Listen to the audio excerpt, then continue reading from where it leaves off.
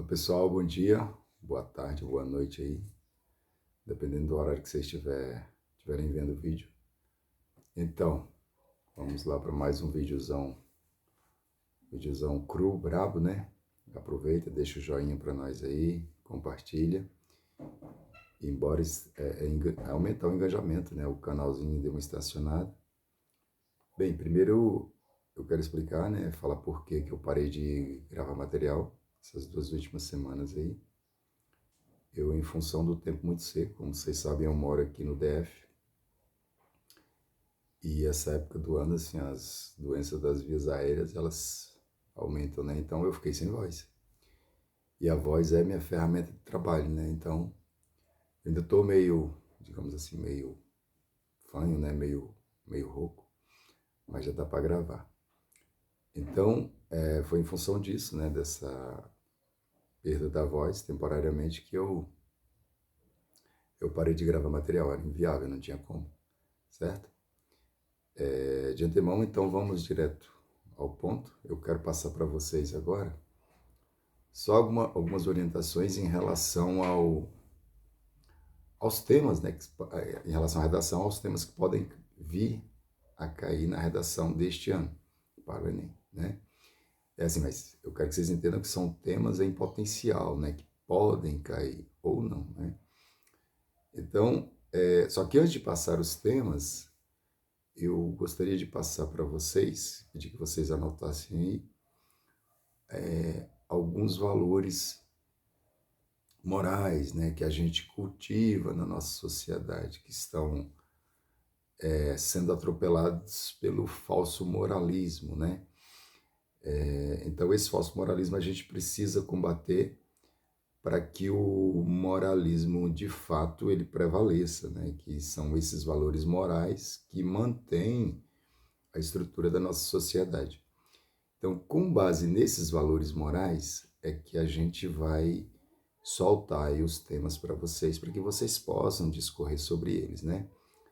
E aí eu te peço o seguinte, que cada palavra, cada conceito que eu falar aqui que você não dominar, tu vai lá no Google e pesquisa, beleza?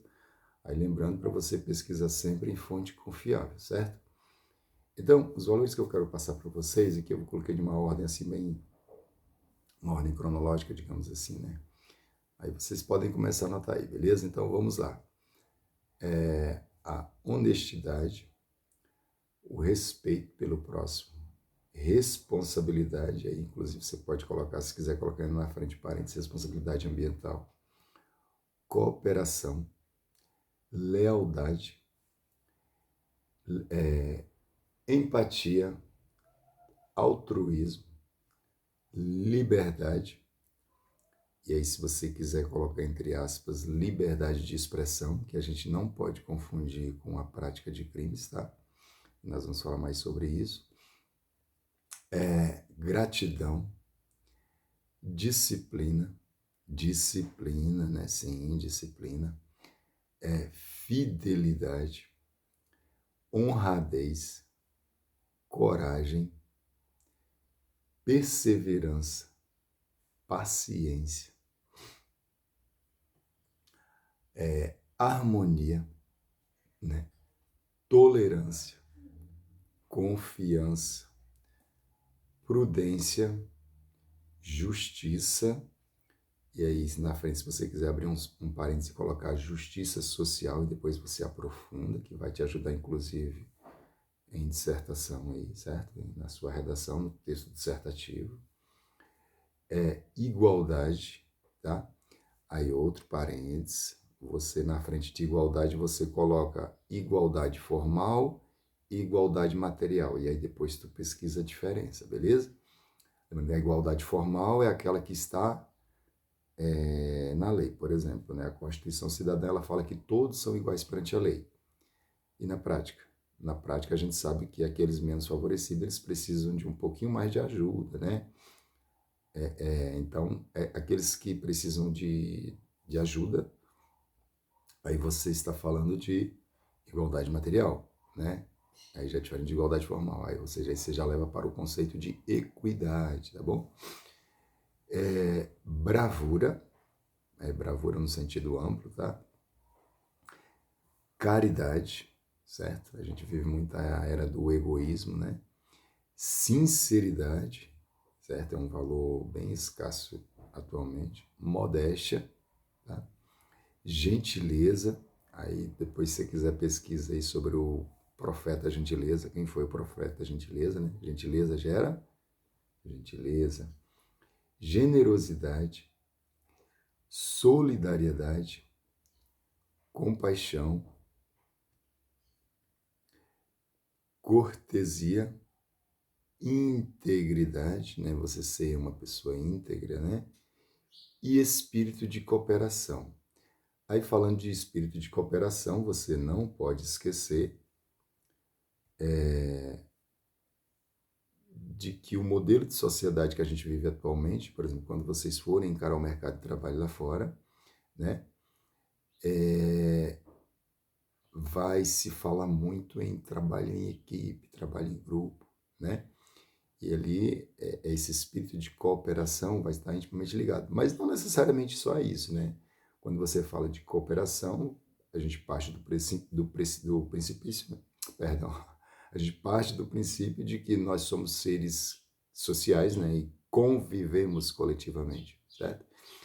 E se a gente convive coletivamente, obviamente, né? A gente depende uns dos outros, né? Então, as minhas ações, elas impactam diretamente na tua vida, na vida da comunidade, ou do país e do planeta como um todo, certo? Então, olha só, aí indo para os temas, né? Eu peguei alguns, você pode pegar outros também, porque eu acho que vocês sabem, né? A redação, ela é 50% da nota do Enem, então, o que significa que vocês precisam treinar bastante a redação, aí faça aí uma média de uma redação por dia, né? Se não der, faça pelo menos aí umas 4 por semana, no dia que der, tá? Aí todo dia você escolhe um tema e aí você vai discorrer sobre aquele tema, você vai escrever sobre aquele tema, né? Lembrando que depois você precisa pedir para alguém corrigir essa sua redação, né? Pode ser um professor amigo, professora, enfim, de língua portuguesa, certo? Então, vamos lá para os temas que podem cair, né? Ó, eu coloquei transição energética, tá? Transição energética porque você está vendo aí, né? A gente já... E você pode observar que está um tema intimamente ligado ao outro, né? A transição energética, porque vocês sabem que a nossa sociedade ela tem como base, né? Os combustíveis fósseis, né? Que ainda é um objeto de grandes disputas aí, né? Seja na parte ocidental ou na parte oriental, né? Observe aí a questão da Venezuela, por exemplo, que ele está intimamente ligado aos seus recursos naturais, e principalmente às jazidas de petróleo, tá? Aí você vai estudar um pouco mais o que é essa transição energética, né? Você sair de um carro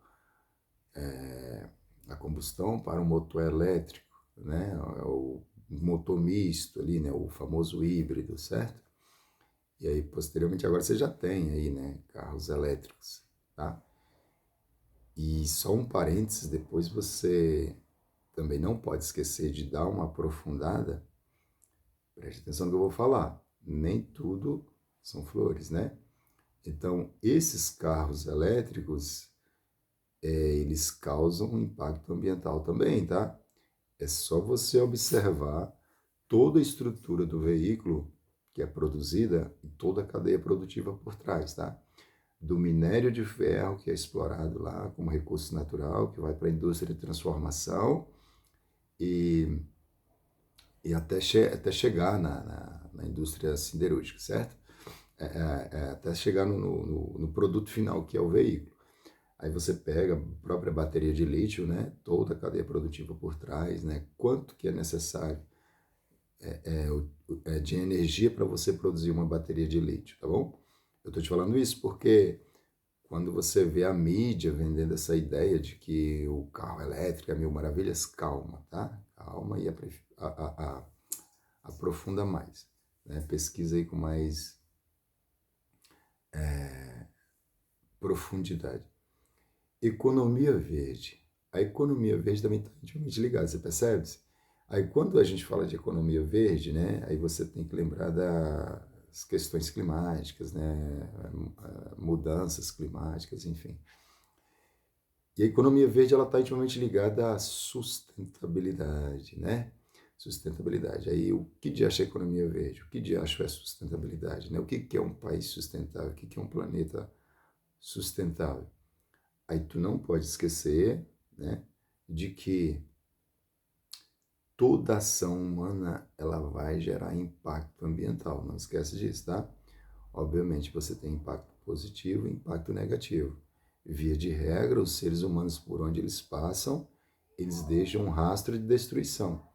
Então esse impacto ele é negativo. Óbvio, quando você tem lá uma empresa que criou uma ONG, como a Petrobras, por exemplo, né, que ela foi digamos assim, restaurar, né, revitalizar determinado rio ou plantar árvores, isso são impactos positivos, certo? Beleza? Então, nessa lógica do capitalismo, né, da exploração predatória dos recursos naturais, aí você tem que se atentar para essas questões, né? Aí observa os biomas brasileiros para tu ver. O cerrado aí, né, enfim, vem perdendo muita vegetação em função assim, do plantio de soja e da criação de gado, né, como a própria floresta amazônica, que são os dois biomas que vêm mais sofrendo impacto ambiental, né, assim, nos últimos anos, certo? Então, você não pode esquecer que, assim, a economia verde ali com a transição energética, né,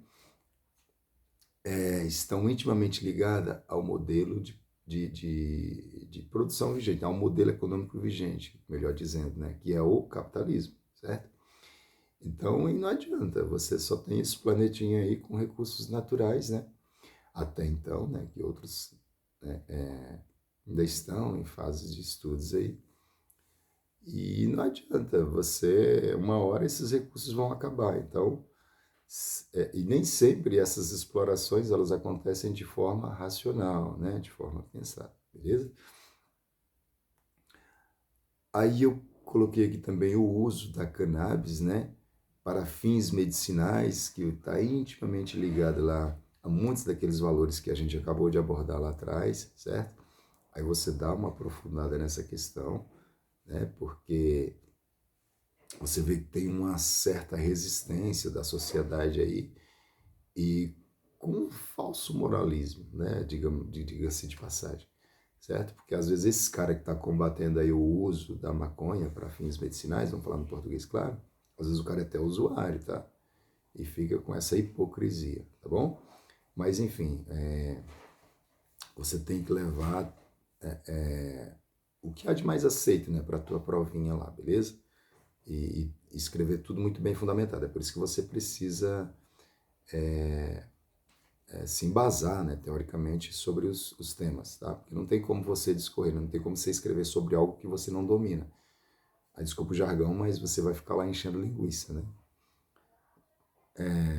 Extremismo político. Aí dá uma aprofundada no extremismo político, né? Aí saber, né, das convicções políticas ali, né? O que é alguém de esquerda, o que é alguém de direita, o que é alguém de centro, né? Como surgiu isso? Aí vocês vão ver, né? Volta lá na Revolução Francesa, né? Em 1789. Enfim, só lembrando que todo extremismo ele é burro, né? Porque ele parte do pressuposto que determinadas mudanças têm que, ou não, né? Mas que determinadas mudanças, por exemplo, elas devem acontecer de forma abrupta, né? De forma revolucionária, e não é por aí, né? Então, aí se ligar na questão do extremismo político, beleza? A desinformação, aí tem um termo que vocês precisam aprofundar também, que é a pós-verdade. Depois tu joga no Google aí o que é pós-verdade, aí tu dá uma pesquisada, beleza? Que está intimamente ligada aqui à desinformação, né? Como desonestidade intelectual, certo? Depois tu dá uma pesquisada aí sobre o que é desonestidade intelectual. E aí tu vai, para você enriquecendo até o teu vocabulário, beleza? Aí falando aqui de desinformação e fake news, aí deixo como sugestão, para quem tem Netflix, obviamente, você assistir O Dilema das Redes Sociais, pelo menos, né? E Privacidade Hackeada. Beleza? Pode assistir, aí tem aí na Netflix, certo? Extremismo religioso, aí de novo a gente volta lá na questão dos valores morais, né? E aí você pode pegar, sei lá, o próprio respeito, né? Respeito à diversidade, diversidade religiosa, né? Basta você observar o processo de formação da sociedade brasileira, como se deu, né? Você tinha os nativos, né? E chegaram os europeus que escravizaram, enfim, mataram assim, uma quantidade absurda aí de nativos, né? Os indígenas. Esses europeus foram trazendo pessoas da África, né? Ou seja, as pessoas que foram escravizadas, né? Que era uma mercadoria, né? Uma moeda de troca, certo? Aí depois, posteriormente, vieram mais europeus, né? E você pode ver que nós temos espanhóis, né? Nós temos italianos, né? Nós temos alemães, enfim, etc. Como você também tem os asiáticos, né? Então, quando você pega o Brasil, ele é esse mix, né? Essa cultura misturada. Obviamente que essas pessoas trouxeram consigo os seus valores, né? Ou seja, suas crenças, tá bom? Então, isso vai refletir na sociedade. Ora, se o indivíduo que veio lá da Ásia ele é muçulmano ou budista, obviamente ele vai cultuar a sua religião, né, que foi passada ali de geração em geração. Se o indivíduo ele veio da África, né, ele vai cultuar as suas religiões, né, como as religiões de matriz África são tão perseguidas aí, né, na sociedade atual. E se o indivíduo ele veio da Europa, né, ele é cristão, ele vai, né, enfim, cultuar a sua religião, beleza? Mas o mais importante é que haja respeito a essa diversidade religiosa, que não existe religião boa e religião, né?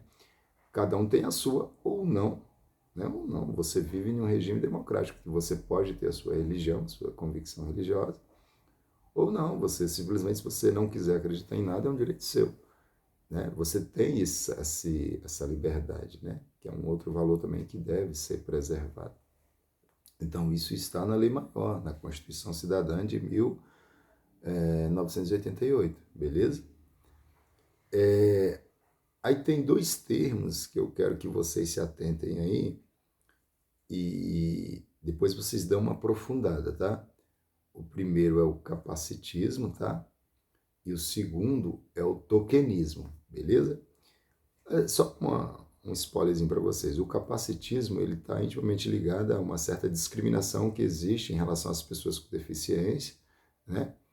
Porque nós vivemos numa sociedade que prega um padrão de beleza, né? Não existe padrão de beleza, padrão estético, né? Padrão de corpo, não existe, né?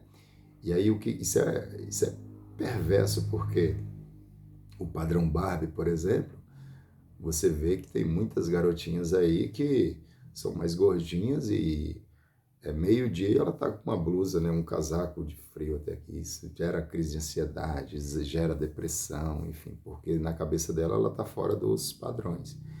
Isso é terrível, né?